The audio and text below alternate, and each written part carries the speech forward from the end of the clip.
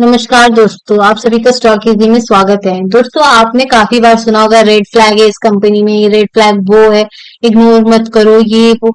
लेकिन आपने red flag company के बारे में सुना होगा, ये कंपनी ही रेड फ्लैग है। ये कंपनी में आपको ऐसा कुछ दिखेगा नहीं कि आप सोचो हाँ ये तो अच्छा है मैं इन्वेस्ट कर दूं। ये वही कंपनी है जिसको आप बोल सकते हैं कंपनी ही रेड फ्लैग है पूरी तरह से। आप देखिए मार्केट कैपिटल इस कंपनी का कितना है, 349 करोड़। तो ये तो आप देख के बता सकते हैं कि हाँ ये कंपनी तो बहुत छोटी है, स्मॉल कैप कंपनी है। लेकिन करंट प्राइस को देख कर आप बोल सकते हैं ये तो पेनी स्टॉक है। ये प्राइस काफी गिर गई है, 28 पे आ गया है प्राइस। आज ये ट्रेड कर रहा है 28 रुपए पे। अगर इसका हाई देखेंगे तो एक टाइम पे इसका हाई था 32 रुपीज यहाँ पे। अगर हम देखें इसको चार्ट में भी जाके बाद में हम देखेंगे किस तरह परफॉर्म कर रहा है चार्ट में। अब आप देखिए कंपनी कमा कितना रही है। क्या कंपनी अगर पेनी स्टॉक बन रही है 28 रुपए पे आ गई है तो क्या कुछ कमाएगी नहीं? देखिए 0.34 पैसा चल रहा है इनका यहाँ पे। और अभी भी मार्केट इसको रिवॉर्ड कर रहा है। मार्केट को लग रहा है ये मल्टी बैगर बन जाएगी। देखिए स्टॉक का पी देखिए कितने पे जाके 89.5 पे जाके बैठा हुआ है। कितना तन गया है ये इसका ये। आप बताइए ऐसे स्टॉक्स को क्या आप इन्वेस्ट करेंगे? हाँ, हम एक दो चीज को देख के नहीं सोच सकते कि ये अच्छा स्टॉक है कि बुरा। उसके लिए हम जाएंगे नीचे, देखेंगे इसके प्रॉफिट एंड लॉस स्टेटमेंट को। अब आप बताइए क्या आप ऐसे स्टॉक में इन्वेस्ट करेंगे कि जिसका देखिए रेवेन्यू क्या जनरेट कर रही है? क्या ऐसे स्टॉक में इन्वेस्ट करना बनता भी है कि कंपनी जब कुछ जनरेट ना कर रही हो क्या हमें उसमें पैसा अपना लगाना चाहिए? क्या कंपनी फ्यूचर में ग्रोथ करेगी ऐसा आपको लग रहा है? अब देखिए इनके नेट प्रॉफिट देखिए कितने हैं, 4 करोड़, 2 करोड़, यही है इनका नेट प्रॉफिट। क्या आपको लगता है ऐसे स्टॉक में आपको इन्वेस्ट करना चाहिए? क्या आपको अपने 10,000 भी इसमें इन्वेस्ट करना चाहिए? नहीं, ऐसे स्टॉक से तो आपको तुरंत दूर हो जाना चाहिए। हम बैलेंस शीट को भी देखते हैं, देखिए ना हर जगह सिर्फ जीरो जीरो जीरो, शून्य शून्य दिख रहा है। ऐसे स्टॉक्स बस बना, ये जो शेयर है ये जो कंपनी, बस ऐसा लग रहा है एक स्ट्रक्चर एक ढांचा बना के कंपनी को बस छोड़ दिया है और ट्रेड करो, लिस्टिंग कर दी है कि होए ट्रेड। लेकिन आप सोचिए ना कि क्या है कंपनी में, क्या है जो हम यहाँ पे एनालाइज करें कि सोचे हाँ हम इसमें इन्वेस्ट कर सकते हैं। ऐसी कौन सी चीज है जो हमें अट्रैक्ट करे कि ये तो बहुत अच्छी है, फ्यूचर में कंपनी ग्रोथ कर जाएगी? ऐसा तो कुछ दिख नहीं रहा है यहाँ पे कि कंपनी की ग्रोथ होने की भी हम यहाँ पे उम्मीद रखें। ऐसा तो यहाँ पे कुछ भी नहीं दिख रहा है। कंपनी का एकदम हालत यहाँ पे बेकार नहीं लग रहा है आपको? सब माइनस माइनस में, कंपनी सेल्स ग्रोथ नहीं है, कुछ भी नहीं है। ऐसी चीजें से ना आपको तुरंत दूर रहना चाहिए और पैनी स्टॉक से तो आपको दूर रहना चाहिए क्योंकि काफी टाइम उसमें सिर्फ मैनिपुलेशन होता रहता है। इससे क्या होता है, आप जो रिटेलर्स होते हैं मैनिपुलेट होते हैं, उनके लिए पैनी स्टॉक बना ही हुआ है क्योंकि वो हमेशा जाके इसमें अपना पैसा लगाएगा और हमेशा इसमें रिटेलर्स हारते हैं। कभी भी रिटेलर्स ऐसे स्टॉक में पैसा बना के नहीं निकल पाते। हाँ, जिनको काफी ज्यादा टाइम हो गया, जो बहुत से लोगों के बड़े लोगों के टच में जब हो जाते हैं तो भले वो ऐसी जगह पे पैसा बना ले, ये तो बहुत मुश्किल है पेनी स्टॉक में पैसा बनाना। आप यहाँ पे प्रमोटर्स की होल्डिंग देखिए, जरा इस पे एक नजर डालिए आप। क्या प्रमोटर्स निकल नहीं रहे? क्या प्रमोटर्स यहाँ से एग्जिट नहीं मार रहे? साफ साफ वो शेयर यहाँ पे पब्लिक को चिपका के जा रहे हैं। क्या पब्लिक को नजर नहीं आ रही है? ये चीजें नहीं समझ आ रही है कि यहाँ पे जब यहाँ का कंपनी का मालिक आपको बेच के जा रहा है तो आपको क्या खरीदने की जरूरत है? क्या ऐसा है कि काफी ज्यादा ये काफी ज्यादा इनके पास फिक्स असेट है, काफी कैपेक्स कर रहे हैं, काफी ज्यादा रिजर्व इन्होंने रखा हुआ है, या फिर ये बहुत बड़ा इनका यहाँ पे प्रॉफिट जनरेट कर रहे हैं या रेवेन्यू जनरेट कर रहे हैं? ऐसा तो कुछ भी नहीं है।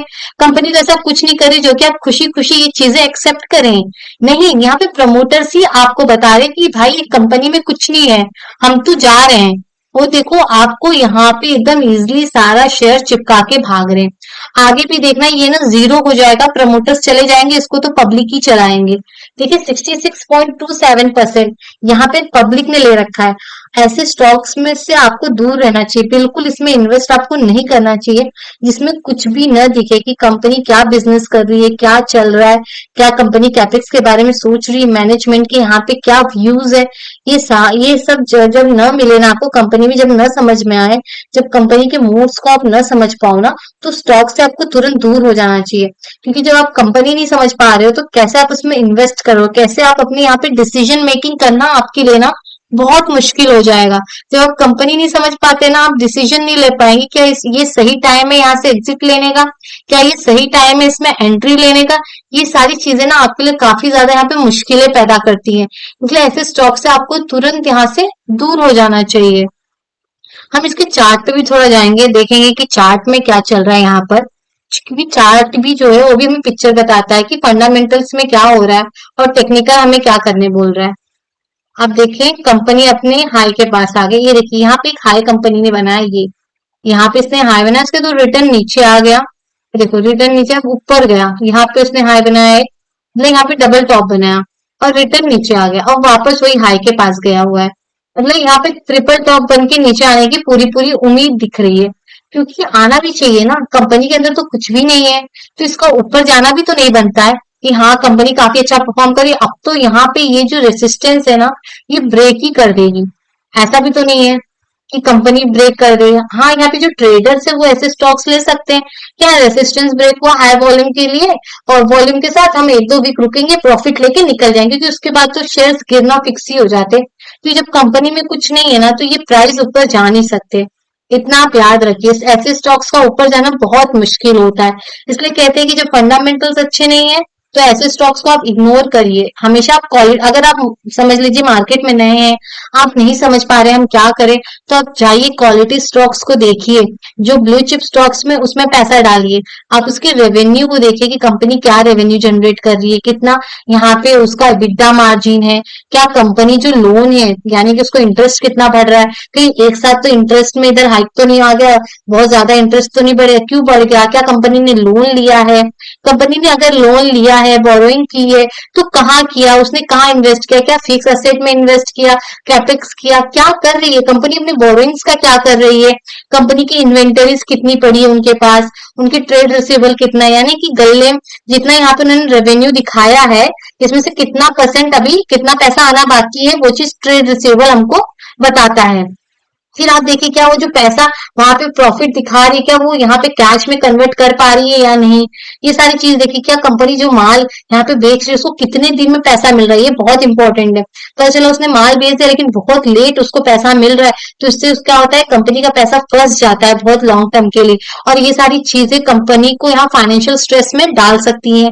क्या प्रमोटर अपने स्टॉक में खुद भी इंटरेस्टेड है या नहीं, क्योंकि अगर कंपनी अच्छा परफॉर्म कर रही है, अच्छी ग्रोथ दिखा रही है, तो प्रमोटर्स कभी अपने स्टॉक को नहीं छोड़ेंगे, वो अपनी कंपनी को छोड़ ही नहीं सकते, क्योंकि उनको भी तो मुनाफा चाहिए, वो ऐसे थोड़ी ना बैठे हैं यहाँ पर। तो दोस्तों ये सब देखने के बाद ही आप किसी स्टॉक में इन्वेस्ट करिएगा। तो आज के लिए हम यही रुकते हैं। अगर वीडियो आपको यूजफुल लगा तो लाइक कमेंट सब्सक्राइब जरूर करें।